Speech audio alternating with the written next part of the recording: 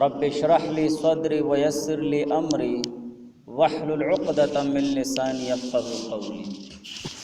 سامعین محترم، در رمضان المبارک میاش اغراتن کې دا د روزې میاش دا ډېره انتهایی د برکت او د خیر نه ډکه میاش ده. الله جل شانه په دې امت باندې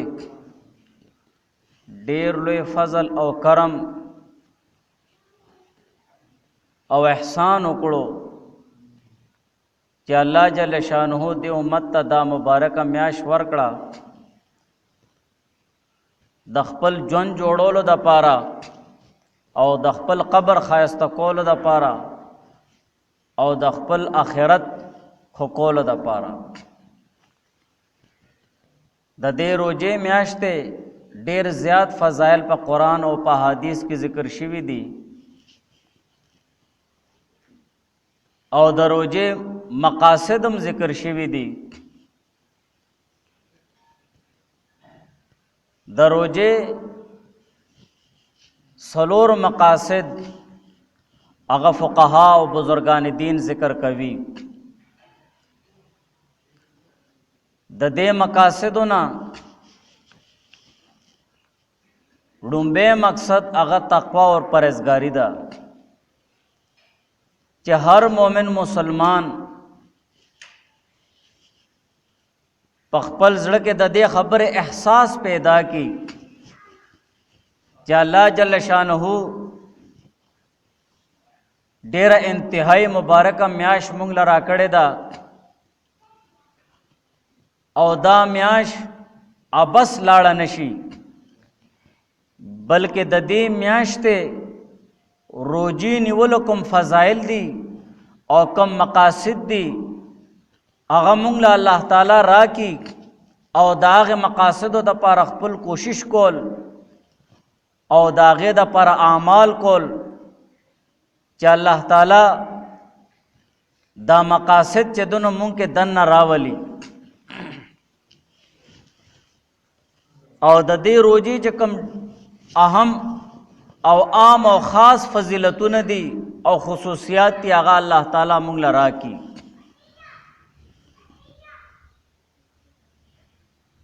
د رمضان المبارک میاشتې د روزې نیولو لومبی مقصد هغه تقوا او پرهیزګاري ده چې هر مومن مسلمان د دې روزې میاشتې د راتلو نه مخکې دا ذهن جوړ کړي چې د دې روزې میاشتې روزې په دغه نیت او په دغه مقصد سره به نیسمه چې ما کې تقوا اور پرهیزګاري راشي، د الله تعالی خوف او د الله تعالی یره ما کې راشي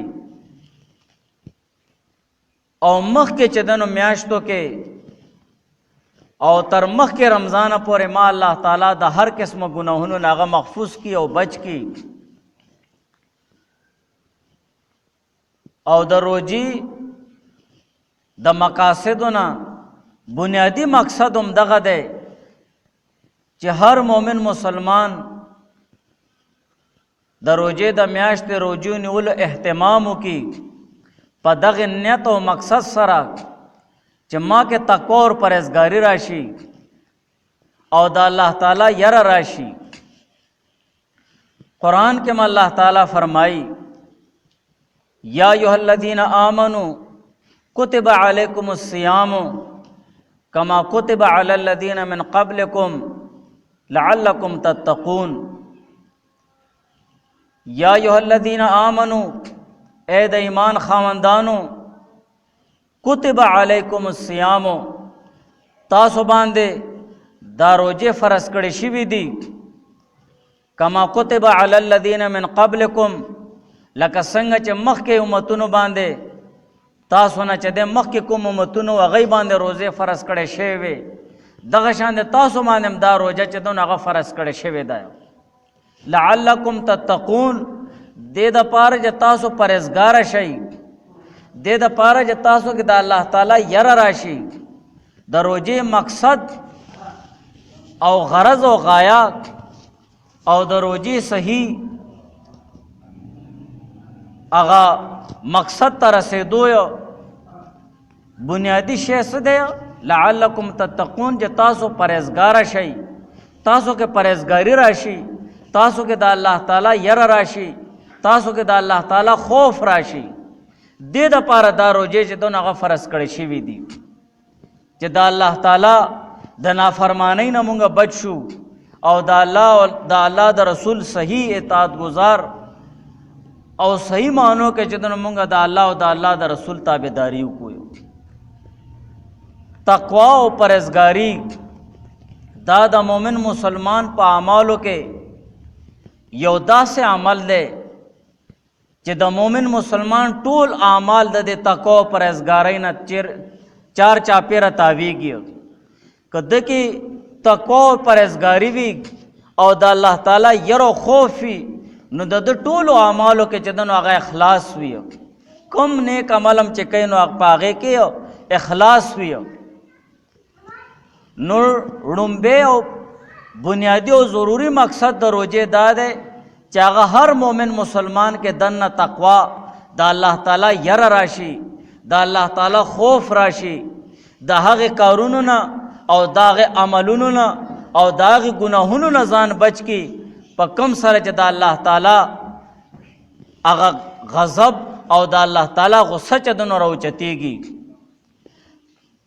او داسې عملونو نه ځان بچ کی چې په هغې کې دا حضور علیه السلام چې دنو ناراستیا ده، بلکې داسې اعمال اختیار کې تقوا او پرهیزګارۍ سره چې هغې کې د الله تعالی او د حضور علیه السلام رضا ده. نو ړومبی مقصد د روژې دا دی چې هر مومن مسلمان په دې نیت او مقصد سره روژه ساتي چې ما کې د الله تعالی یره راشي، ما کې د الله تعالی ډر راشي او زه متقی او پرهیزګاره شم، د ګناهونو نه بچ شم، د بدو نه بچ شم او دغه شانته غیبت نه بچ شم، بل مسلمان له تکلیف رسولو نه بچ شم، د بل مسلمان عزت خرابولو نه چې دونه هغه بچ شم. او دویم مقصد هغه د ګناهونو بخښنه ده چې په دې نیت سره روژه نیول او په دې مقصد سره روژه نیول چې الله تعالی زما ګناهونه معاف کړي، الله تعالی زما غټ ګناهونه معاف کړي، الله تعالی زما واړه ګناهونه معاف کړي، الله تعالی زما رستنی ګناهونه چې دونه هغه معاف کړي. او حضور علیہ السلام فرمائی من صام رمضان ایمانا و احتسابا غفر له ما تقدم من ذنبه، چې څوک د رمضان المبارک روژه ونیسي ایمانا و احتسابا د ثواب په نیت سره او په اخلاص سره، ثواب په نیت سره چې د الله تعالی رضا مقصود وي پکې او په اخلاص سره د داسې ګناهونو نه ځان بچ کی او د داسې کارونو نه ځان بچ کی چې په هغې سره د روژې ثواب کمیږي، په هغې سره د روژې هغه مقصد ختمیږي، په هغې سره د هغې د روژې هغه نورانیت ختمیږي. د داسې ګناهونو نه ځان بچ کی او د داسې کارونو نه عملونو نه ځان بچ کی نو چې داسې طریقې سره روژه ونیسي د رمضان المبارک غفر له ما تقدم من ذنبه نو الله تعالی د هغه رستنی ټول ګناهونه معاف کړي. او همدارنګې حضور علیہ السلام فرمائی من قام رمضان ایمانا و احتسابا غفر له ما تقدم من ذنبه، چې څوک د دې رمضان په دې مبارکه میاشت کې د الله تعالی عبادت کوي، د شپې الله تعالی له نفل کوي، تراویح کوي، د تراویح مونځ کوي نو الله تعالی به چې دنو د رستنی ټول ګناهونه به معاف کړي. د روژې دویم مقصد دا دی چې الله تعالی په دې سره زمونږ ګناهونه معاف کړي، زمونږ واړه ګناهونه هم الله تعالی معاف کړي او غټ ګناهونه هم چې دنو الله تعالی په دې سره زمونږ معاف کړي. او دریم بنیادی مقصد د روژې دا دی قرب الہی، چې مونږ الله تعالی ته نږدې شو. د مومن مسلمان د ژوند مقصد دا دی چې هغه داسې اعمالو کې او داسې د خیر کارونو کې او داسې د الله او د الله د رسول تابعداریو کې چې هغه الله له نږدې شي، د الله تعالی نیک نیکان او پاک بندگان هغه مونږ ورته نیک او پاک ولې وایو؟ ځکه هغه الله تعالی ته نږدې وي. یاره دا د الله نیک بنده دی. ولې نیک بنده دی؟ دی الله ته نږدې دی، دی د الله تعالی عبادت ډېر کوي.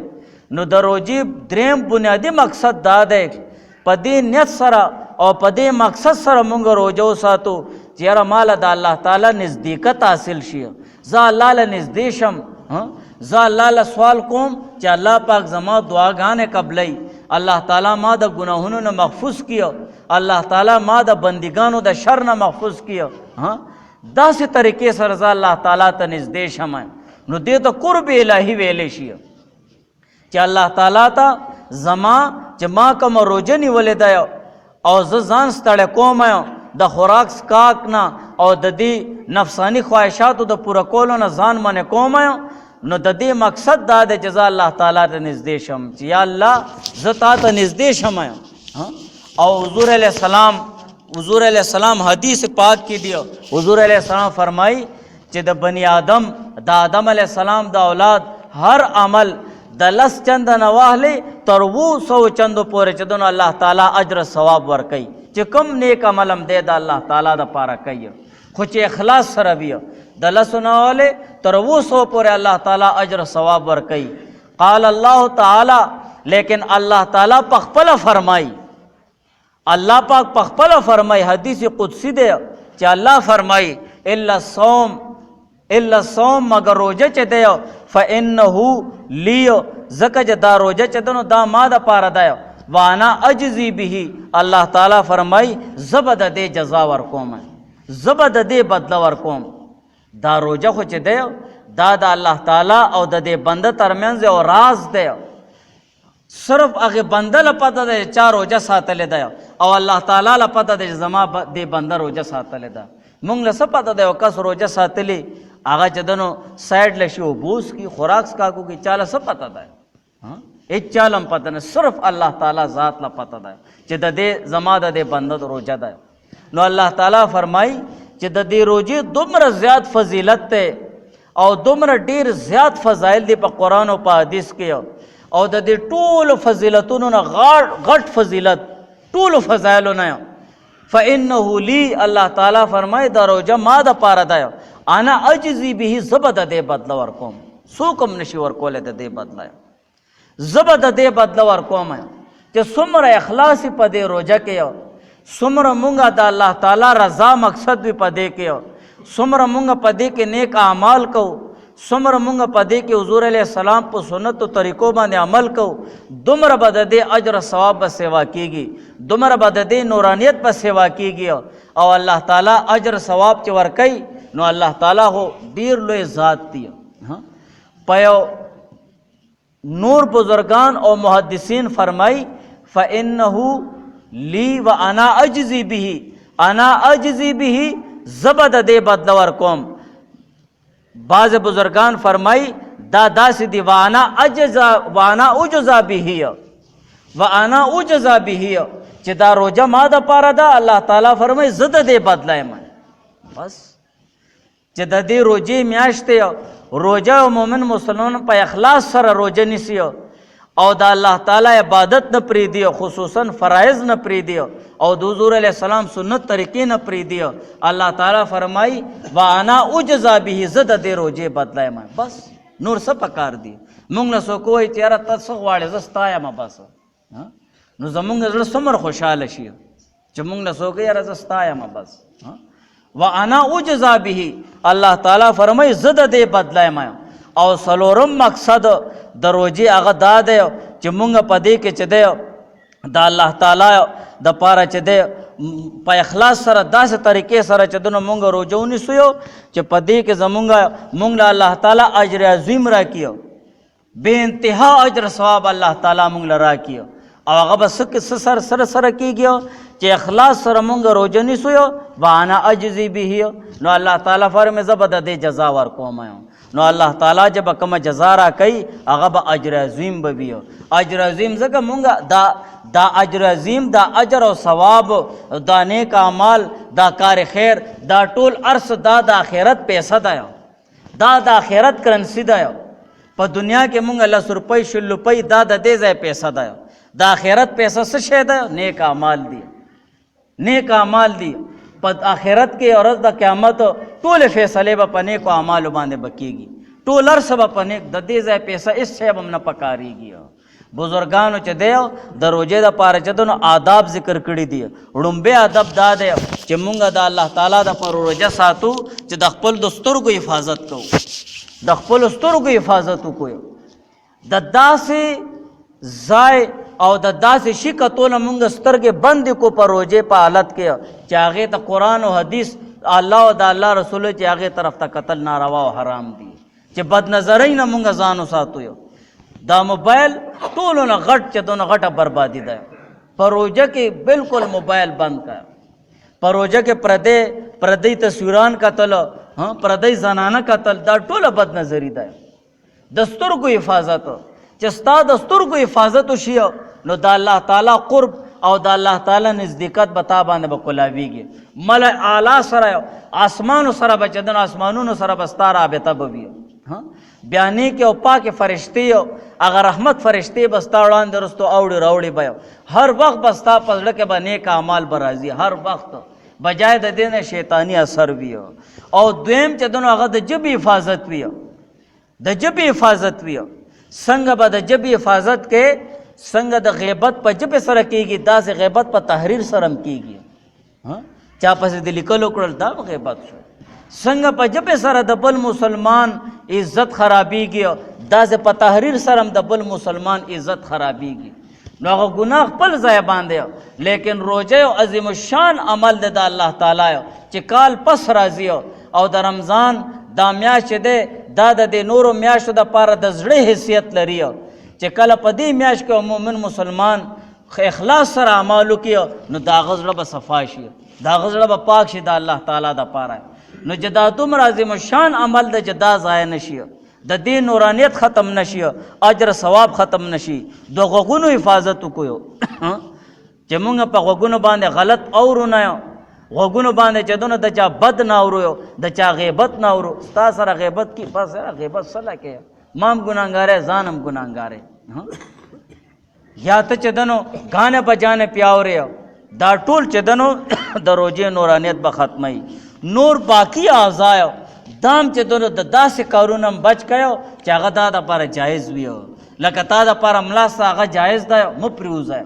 اعضاء له آرام مه ورکوه په روژه کې، بلکې دې په نیکو اعمالو کې ستړی که دا بدن، دومره ستړی که چې ستا د هر وخت بس دا ستا سترګې داسې غورځېږي، دومره ستړی که نیکو اعمالو کې. حرام اعمالو نه خو بدن خامخا بچ کې، او حلال رزق سره چې دونه هغه افطار کول، سوچ سمجھ سره کور ته یو شی راوړل چې یاره دا حرام دی که حلال دی، دې کې څه شک و شبه خو نشته. غور سره کتل، یو کس سره ځې، یو دکاندار سره ځې، هغه له ته نوټ ورکوې که ته پوهېږې چې د ده زیات آمدني حرام دی نوټ مه ورکوئ، هسې نه تاله ماته پیسې د حرامو نه درکړي. دومره خیال وکړه. کم طرف تم چې ځې خیال به کې یاره ما ټوله ورځ روژه نیولې دی، ما خوراک سکاک نه دی کړی، هسې نه چې حرام مالو باندې زه روژه ماته کمیم او هغه ثواب ضایع نشي، هغه نورانیت ضایع نشي.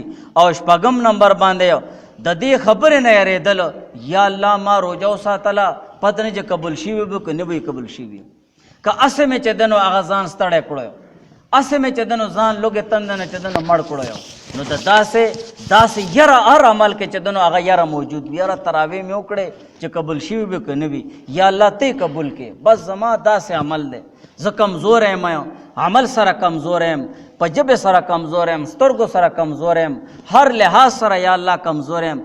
یا الله دا ټوټه پوټه عمل دی خپل فضل سره قبول که، بس یا الله ته خپل فضل سره قبول کړي. نو دا یره زړه کې موجود وي چې زما دا روژه به قبول شوي وي که نه به قبول شوي. نو دا روژه را روانه ده، مبارکه میاشت ده، برکت والا میاشت ده. مونږ له په دې کې ځان ستړي کول پکار دی الله تعالی دپاره. ګوره دنیا پیسو ګټلو دپاره مونږ څومره ځان ستړي کوو، د آخرت پیسو هم دغه نیک اعمال دی چې دنیا د پاره مونږ ځان ستړی کوو نو دې روژه کې چې نو دنیاوي کارونه لږ وړاندې رستو کو خپل او دغه شان چې نیک اعمالو د پاره ځان اوزګار کو، روژې د پاره ځان اوزګار کو، سم کو، یو ارس برابر کو د روژې د پاره چې هره روژه کې ماله تکلیف نه وي، پریشانی نه وي او زه نیک عمل په سکون سره کولی شم. نو دې د پاره چې دنو اوس نه مونږ چې دې جماعت نه وځو، اوس نه مونږ چې دنو دا اراده وي کورونو کې زمونږ کومې میندې خویندې دي هغوی هم د دې خبره چې دنو هغه اراده وکړي چې 3 ورځې دي دې روژه کې چې مونږ د خپل کارونه وړاندې رستو کویو او خوبونه لږ پرېږدو او نیکو اعمالو ته چې دنو زور ورکو چې د آخرت پیسې وګټو او د آخرت دپاره چې دنو مونږ جمع خرچي وکړو او د آخرت دپاره بینک بیلنس جوړ کړو، غریبانو سره، ناچارو سره، کمزور سره مونږ مرسته وکړو، هغوی له پکار را شویو. یو پیسه څه شی دی؟ یو پیسه هم تا سره وي اخلاص سره ورکه. اتقوا النار ولو بشق تمرة. حضور علیہ السلام فرمائی د جهنم د اور نه ځان بچ که اگر که د کجورو یو ټوکړه ورکې ته په اخلاص سره په دسترخوان باندې روژه ماته کوئ، یو بل له داسې کجوره ورکوي. کجورې خو مخامخ پرتې دي، ستا د لاسه به کجوره اخلي، الله پاک به تعالی اجر درکوي. نو دا ټولې خبرې چې دنو مونږ مخې له کېدو یو او دا روژې میاشت چې دی په نیکو اعمالو سره چې دنو ښایسته کویو او الله تعالی له مونږ له په دې کې توبه استغفار وکړو.